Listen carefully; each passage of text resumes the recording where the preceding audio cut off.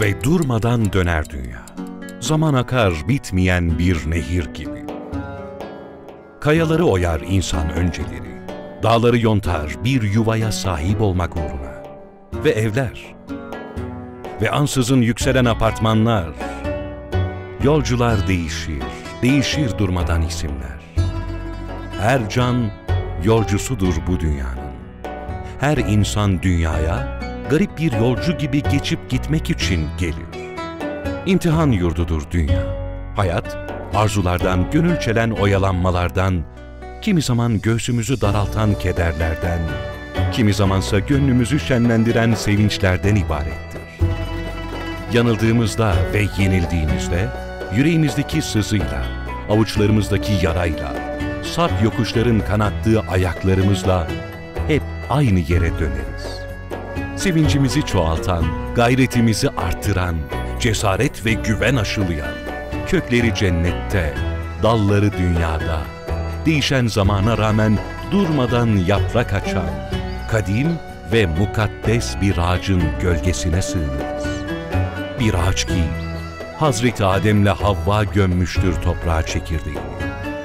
Bir ağaç ki, her yeni nikah sözüyle birlikte, dallarının ucunda taze bir tomurcuk patlar.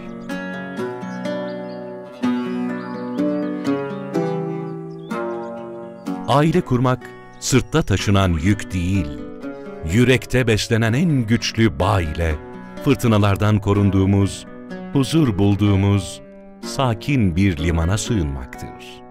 Aile olmak, günlük telaşlardan kurtulduğunda rahmet ve meveddet yurdunun yolunu tutmak, hayatın iniş çıkışlarında tutunabilecek bir el olmak, hiç silinmeyecek izler bırakmak ve ayna olmaktır birbirine. Aile kalmak, biri düşünce diğeri sızlamaktır ve sevinince biri çoğaltmaktır neşeyi. Kurulan bereketli sofraların etrafında sevgiyle, sabırla, vefayla, sadakatle ve nice emekle toplanmaktır.